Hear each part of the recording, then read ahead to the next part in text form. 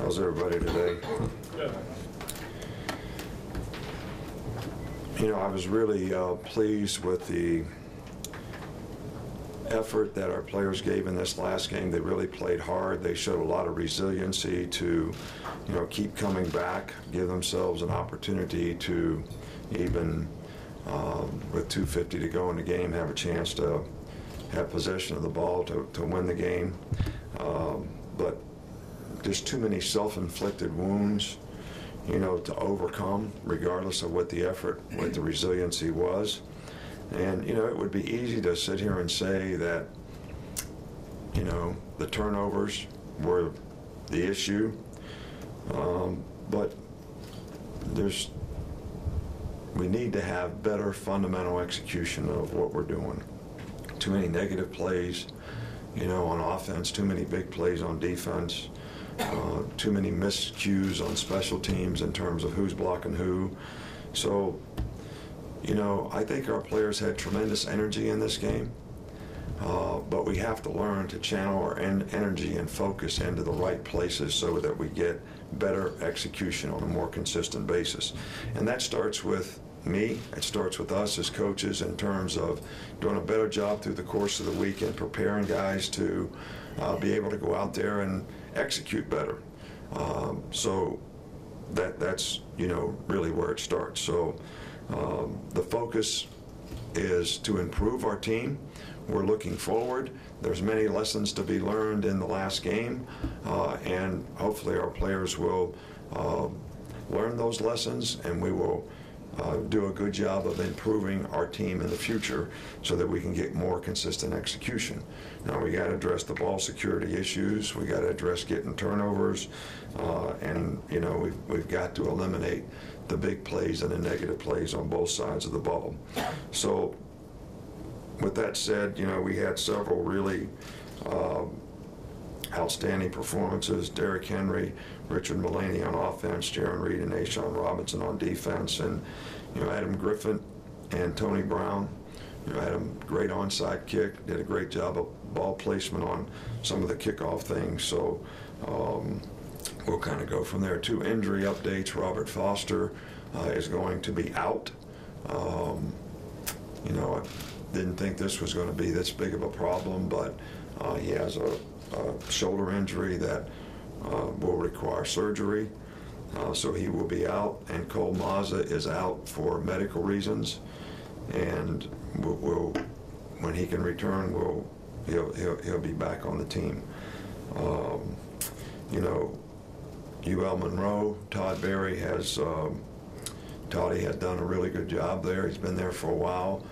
These guys do a myriad of things on offense that are very hard to defend. A lot of formations, a lot of motions, a lot of adjustments, fastball. Quarterback is very efficient, very accurate.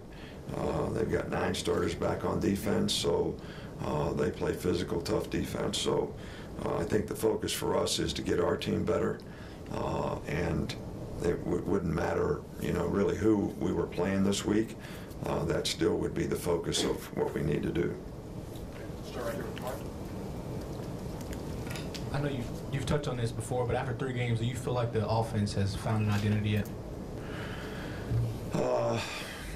No, I think we need to continue to develop that. You know, I thought we had some identity in the first game, and we're moving in the right direction. And in the last 2 games, you know, we've been a little bit scattered. So, you know, we need to have some certainty in what we're going to do. I think Jake played, when he came in the game, he played with some passion, showed great leadership and energy when he played. You know, we still have things that we need to work on and improve, and, you know, at this point, you know, providing he does the things he's supposed to do, you know, I think, you know, we'll start him in this game. But I still think that what I'm talking about applies to all positions, including the quarterback. Okay. Michael and Cecil. I guess that was kind of the question about moving forward with the quarterbacks. When you looked at everything on the film, what you saw and positives, negatives, and moving forward, what that means for that quarterback position. Well, I just answered that question, but So I don't know what else I have to say about it. They need to improve on things. We got to throw the ball the right place at the right time, and we can't throw it to the other guys. And that's probably the number one issue. And executing and doing the things properly relative to how we're coached to do it. Understanding it, we got to do a better job of teaching it, and we all need to do a better job of executing it. Cecil? Yeah, I've got two, Coach. First, just to follow up on Robert, who among the receivers will get some extra time, some extra targets with him out? Well, Calvin Ridley played a lot in the game, kind of took his place, and he has done a really nice job. We're going to give lots of opportunities to lots of guys, but it's going to be some young players that are going to get the opportunities. Richard Mullaney is certainly playing very well. We got to get Ardarius Stewart playing with more consistency. He's got capabilities of making big plays, and he has made some plays, but we certainly need to, and we're going to need some of our young players to show some progress so that they can play. And I think, Cam Sims is probably more and more ready to come back, and I think we're probably ready to give him some more turns as well.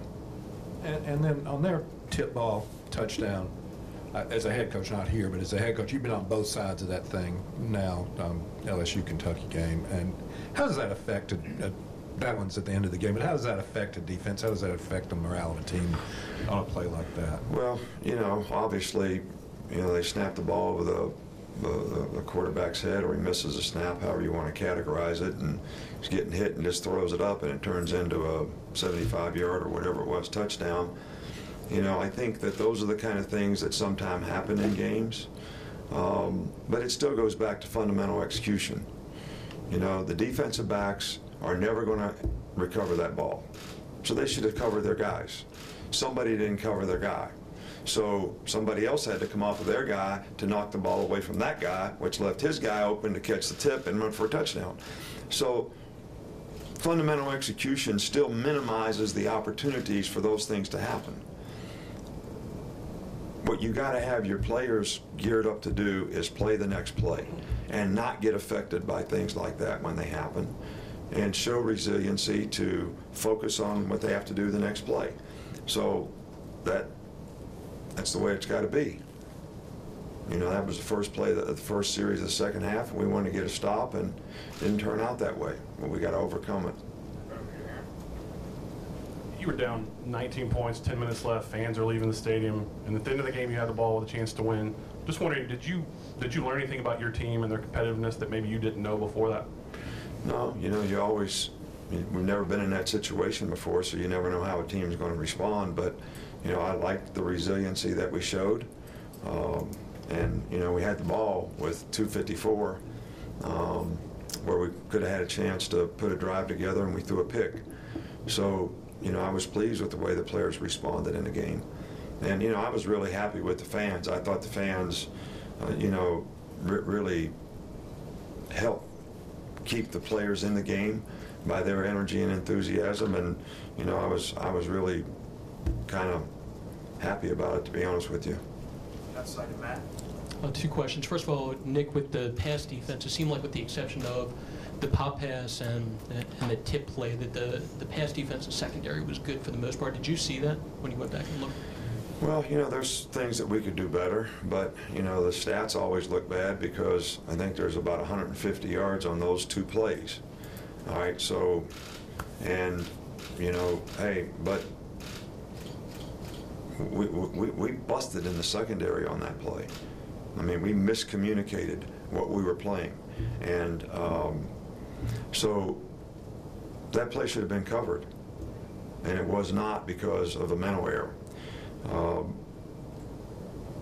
But I'm not down on our players in the secondary. We had a few missed tackles. We had some things that we could have done better. We could have covered a few things better.